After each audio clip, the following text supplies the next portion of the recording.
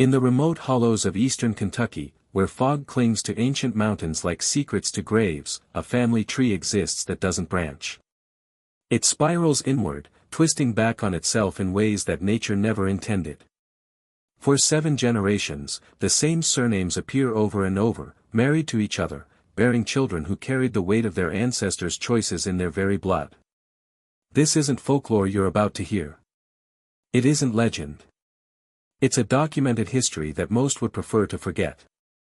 A genealogical nightmare spanning 2 centuries, revealing what happens when isolation, tradition, and desperation collide in the shadows of Appalachia. Hello everyone. Before we start, make sure to like and subscribe to the channel, leaving a comment with where you're from and what time you're watching. That way, YouTube will keep showing you stories just like this one.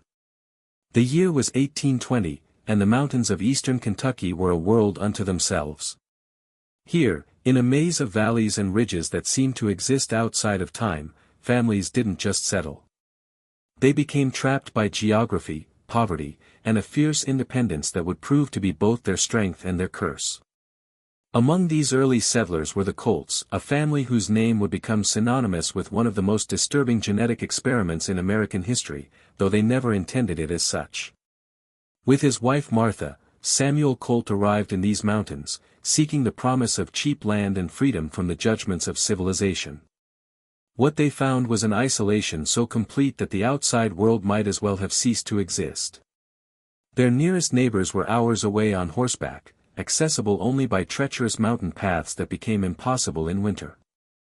In this cocoon of solitude, the Colts began to build their dynasty, unaware that they were laying a foundation for generations of genetic horror. Samuel and Martha had 7 children, and as these children grew to adulthood in the 1840s and 1850s, they faced a dilemma that would define their family's fate. Partners were required for marriage, but partners were scarce in these remote mountains. The few neighboring families were either too distant, too hostile, or already interrelated through previous unions. So the Colt children began to look inward, to each other and to their cousins. It started innocently enough, with second cousins marrying, a practice not uncommon in rural communities of the era. But what began as necessity would evolve into something far more sinister. The first documented case of close inbreeding in the Colt family occurred in 1855 when James Colt married his first cousin, Elizabeth Colt. Their union produced 6 children, all of whom displayed what local doctors at the time described as peculiar constitutions, a euphemism for the genetic abnormalities already beginning to manifest. But the family, isolated from medical knowledge and driven by tradition, saw nothing wrong with this arrangement. In fact, they saw it as keeping their bloodline pure, preserving their mountain heritage from outside contamination. They had no understanding of genetics, no knowledge of the terrible price their children would pay. By the 1870s, the second generation of Colts had come of age, and the pattern established by their parents had become not just accepted, but expected. What had once been born of necessity was now tradition, as sacred and unquestioned as Sunday service or the planting of crops by the moon. The children of James and Elizabeth Colt, themselves the product of a first-cousin marriage, now faced their own matrimonial futures, and with options limited to their immediate family circle, they continued the cycle with a determination that bordered on religious fervor. Thomas Colt, son of James and Elizabeth, married his sister Mary in 1878. Their union was celebrated by the family as keeping their mountain bloodline strong, but the children born of this marriage told a different story. Of their 8 offspring, 3 died in infancy from mysterious ailments that local physicians couldn't identify or treat. The surviving 5 children displayed increasingly severe physical and mental abnormalities, clubfoot, cleft palates, and what the family euphemistically called slow thinking. Yet rather than questioning their practices, the Colts doubled down, interpreting these challenges as tests of their faith and endurance. The isolation that had once protected the family from outside judgment now became a prison of ignorance. No doctors visited these remote hollows regularly. No government officials kept records of births or deaths. No social workers investigated the welfare of children. The Colts existed in a bubble of their own making where their increasingly disturbing family structure went not just unnoticed but unchallenged. They developed their own explanations for their children's ailments: bad air from the mines, curses from neighboring families, the will of God testing their resolve. In 1895, Sarah Colt, daughter of Thomas and Mary, married her uncle Benjamin, creating a genetic knot that pulled tighter with each generation. Their children, products of both sibling and uncle-niece inbreeding, began to display what can only be described as severe genetic breakdown. Mental disabilities became more pronounced, physical deformities more extreme. Several children were born with missing or malformed limbs. Others exhibited profound intellectual disabilities that rendered them completely dependent on family care throughout their lives. Yet the most chilling aspect wasn't the genetic damage itself. It was the family's adaptation to it. They created a hierarchy where the normal children cared for the severely disabled, where deformity was expected and abnormality was simply another mouth to feed. They developed their own crude forms of medical care, their own explanations for conditions that would have horrified trained physicians. The Colt family had become a closed system, feeding on itself, growing more distorted with each generation, while maintaining the illusion that this was simply their way of life. As the 20th century dawned, the third generation of Colts represented something that had never existed in documented American history, a family so genetically compromised that they had essentially become a separate subspecies.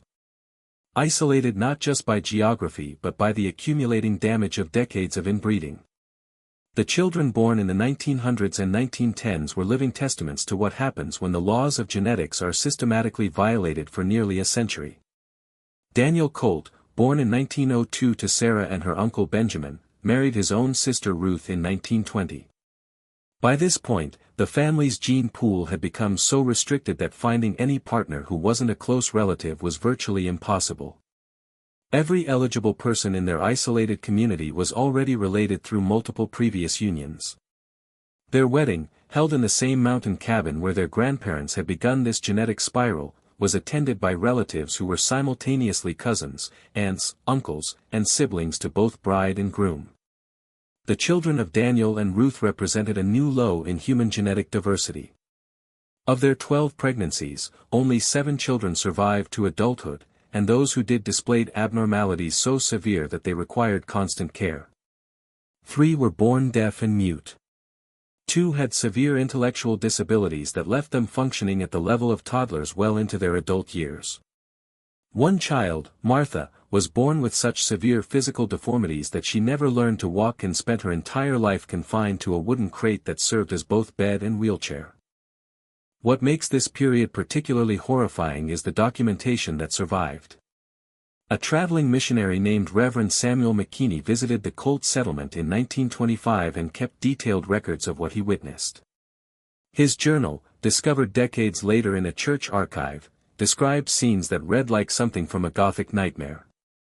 He wrote of adults who communicated primarily through grunts and gestures, of children with faces so malformed that he initially mistook them for victims of some terrible accident, of a family structure so confused that siblings were raising children who were simultaneously their offspring, nieces, nephews, and grandchildren. McKinney's most disturbing observation was the family's complete normalization of these conditions. They showed no shame, no recognition that their situation was anything other than natural. When he suggested that perhaps marrying outside the family might improve their children's health, the eldest patriarch, now in his 70s, explained with genuine bewilderment that outsiders were different people who might weaken the blood.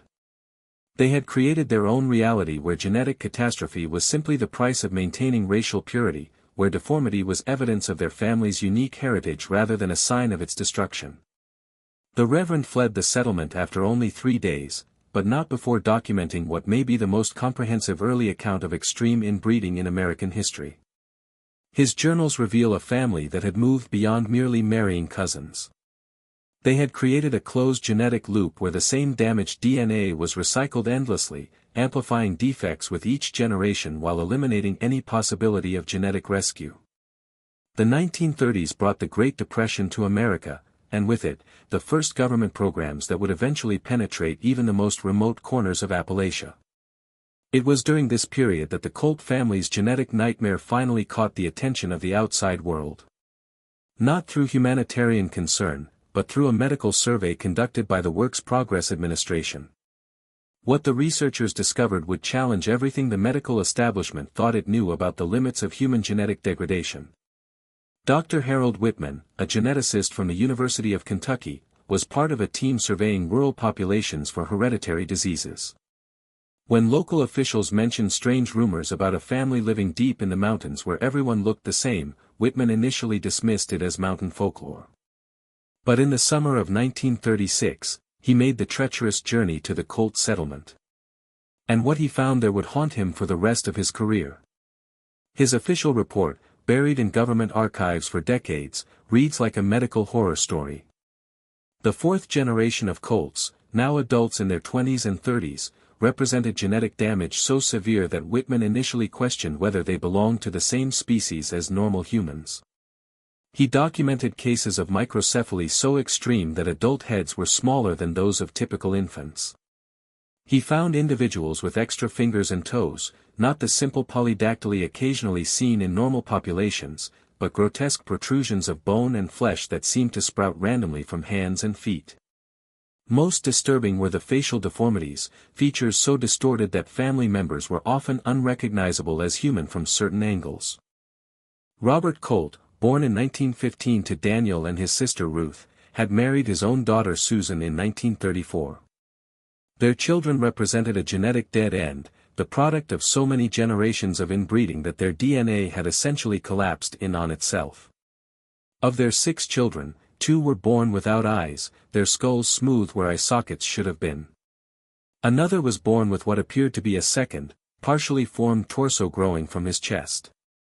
One child lived to age 12 despite being born with her internal organs reversed, a condition so rare that Dr. Whitman had never encountered it in his 20-year career. But the most chilling discovery wasn't the physical abnormalities.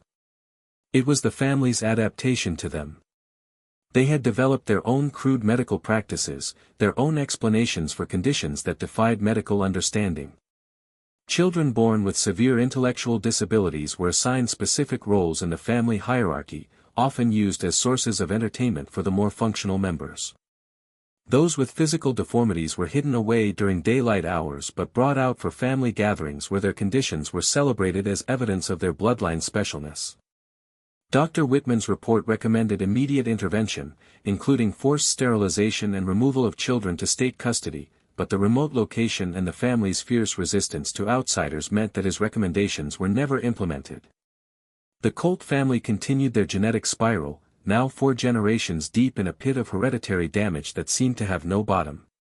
Whitman himself suffered a nervous breakdown 6 months after his visit and spent the rest of his career studying fruit flies, claiming he could never again work with human subjects.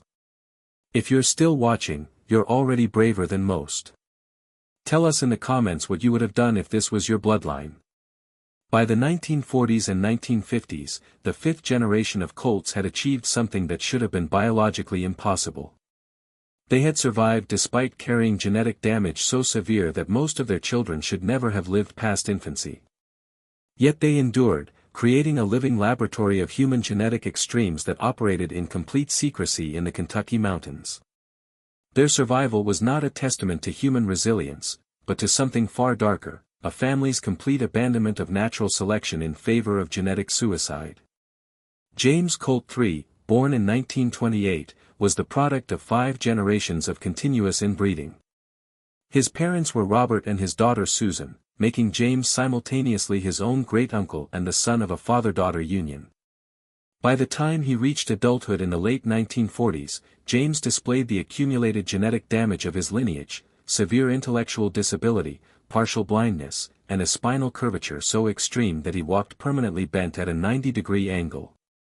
In 1950, he married his sister Patricia, and their union would produce what may be the most genetically compromised children in recorded human history. Their first child, born in 1951, lived only 3 hours. The infant's skull had failed to close properly, leaving the brain exposed and malformed. Their second child, Mary, survived but was born without a functioning digestive system. She lived for 2 years, sustained entirely by liquid nutrition administered through a tube that the family had fashioned from stolen medical supplies. The third child, Samuel, was born with a condition so rare that it had no medical name. His bones grew continuously throughout his life, creating grotesque protrusions that eventually made hero-to-movement impossible. What makes this generation particularly horrifying is the detailed records kept by Patricia herself. Unlike her ancestors, she had learned to read and write, and she maintained a journal that documented every birth, every death, and every deformity with the matter-of-fact tone of someone recording livestock breeding. Her entries, discovered after her death, reveal a woman who had completely dissociated from the horror of her situation. She wrote about children born without limbs as casually as someone might note the weather, described the death of infants with the same emotional detachment as recording a grocery list. The family had by now developed elaborate rituals around their genetic failures. Children who died within the first year were buried in unmarked graves behind the family cabin, their deaths unreported to any authority. Those who survived with severe disabilities were assigned numbers rather than names, reducing them to inventory in the family's twisted system. The more functional family members began to see themselves as caretakers of a sacred bloodline, preserving something precious rather than perpetuating something monstrous.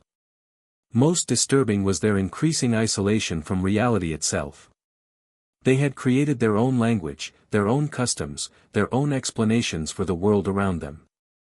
They believed that their genetic conditions were evidence of their family's divine selection, that they were evolving into something higher than ordinary humans. They spoke of themselves as the chosen people of the mountain, destined to inherit the earth through their genetic purity. The delusion had become so complete that they genuinely believed their deformities were signs of superiority rather than evidence of genetic collapse. The 1960s and 1970s witnessed the sixth and seventh generations of colts, and by this point, the family had transcended the boundaries of medical possibility. They had become living proof that human genetics could be pushed far beyond what nature intended, creating beings that existed in a twilight zone between life and death, between human and something else entirely. These final generations represented not just the culmination of 7 generations of inbreeding, but the complete breakdown of the genetic code that defines our species. Timothy Colt, born in 1955 to James and his sister Patricia, married his own mother in 1975. By this time, the family's understanding of relationships had become so distorted that the concept of incest had lost all meaning. They were simply breeding from whatever genetic material remained available. Their children, born in the late 1970s, represented genetic damage so severe that several were born with conditions that had never been documented in medical literature. One child was born with 2 hearts, both struggling to pump blood through a circulatory system that couldn't support dual organs. Another was born with a brain so malformed that it resembled coral rather than neural tissue. The 7th generation, born in the 1980s and 1990s, marked the effective end of the Colt bloodline. These children, if they can be called children, were born with genetic defects so extreme that most died within days of birth. Those who survived did so in a state that challenged the very definition of human consciousness. They couldn't speak, couldn't recognize faces, couldn't perform basic functions like eating or eliminating waste without assistance. They existed in a vegetative state that was neither truly alive nor mercifully dead. Sarah Colt IV, born in 1978, was perhaps the last functional member of the family line. She possessed enough mental capacity to understand that something was fundamentally wrong with her family but lacked the ability or resources to break the cycle. In a journal entry from 1995, she wrote, "The babies keep coming out wrong. They don't look like babies. They don't sound like babies. Sometimes I think we're being punished for something, but I don't know what." She died in 2001, childless, marking the effective end of the Colt family's genetic experiment. By the early 2000s, the surviving members of the family could no longer reproduce. The men had become sterile through genetic damage, and the women could not carry pregnancies to term. The few remaining family members, perhaps a dozen individuals scattered across the original settlement, existed in a state of biological limbo. They were human in name only, their genetic heritage so damaged that they represented a dead-end branch of human evolution, a cautionary tale written in DNA. Local authorities, who eventually discovered the settlement in 2003, described it as resembling a scene from a post-apocalyptic nightmare. The family members who remained were so physically and mentally compromised that they required immediate medical intervention just to survive. Most were transferred to long-term care facilities where they lived out their remaining years under assumed names, their true identities buried along with their family's dark secret. The settlement itself was abandoned, left to be reclaimed by the Kentucky wilderness that had hidden its horrors for nearly 2 centuries. Today, the Colt settlement stands empty, a collection of rotting cabins slowly being consumed by the Kentucky wilderness. But the legacy of what happened there continues to haunt geneticists, anthropologists, and medical researchers who study the case files that were finally declassified in 2010. The Colt family represents the most extreme documented case of human inbreeding in recorded history. A 7-generation experiment in genetic degradation that pushed the boundaries of what the human genome could endure before complete collapse. The medical records, when they were finally compiled and analyzed, revealed patterns that challenged fundamental assumptions about human genetics. The Colts had survived conditions that should have been immediately fatal, developed crude adaptations to genetic damage that defied medical understanding, and created a family structure so distorted that it resembled something from evolutionary biology rather than human sociology. Their case has become a cornerstone study in genetic research, referenced in medical schools and research institutions as an example of the absolute limits of human genetic tolerance. But perhaps most disturbing is what the Colt family reveals about the human capacity for self-deception. For 7 generations, they maintained the belief that they were preserving something sacred, something pure, even as the evidence of their genetic destruction accumulated around them. They created elaborate mythologies to explain their condition, developed rituals to celebrate their deformities, and convinced themselves that their suffering was evidence of their divine selection rather than their genetic suicide. The psychological profiles of the surviving family members, conducted during their brief time in state custody, revealed minds so disconnected from reality that they inhabited what psychiatrists described as a parallel universe of delusion. They spoke of their dead children as having returned to the mountain spirits, described their deformities as marks of the chosen, and maintained until their deaths that they were the inheritors of a superior bloodline that ordinary humans couldn't understand. The last known survivor of the Colt family, a woman identified only as patient C-47 in medical records, died in a Kentucky state care facility in 2019. She was the great-great-great-great-great-granddaughter of the original Samuel and Martha Colt, carrying in her damaged DNA the accumulated genetic errors of 7 generations of inbreeding. Her death marked the official end of a bloodline that had persisted for nearly 2 centuries in complete isolation from the outside world. The mountain settlement where the Colts lived has been sealed off by state authorities, declared a biological hazard site due to contamination from improperly disposed medical waste and human remains. Local legends speak of strange sounds echoing from the abandoned cabins, of visitors who claim to see figures moving through the ruins. But these are just stories, whispers in the wind. The real horror of the Colt family lies not in ghostly apparitions, but in the documented reality of what human beings can become when genetics, isolation, and delusion converge in the darkness of places the outside world chooses to forget. Their story serves as a reminder that some secrets are buried not because they're untrue, but because they're too terrible for civilized society to acknowledge. The Colt family existed. They suffered.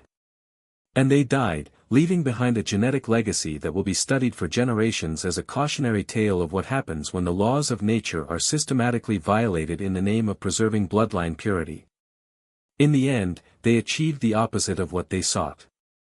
Not genetic superiority, but genetic extinction, written in the language of human suffering across 7 generations of darkness.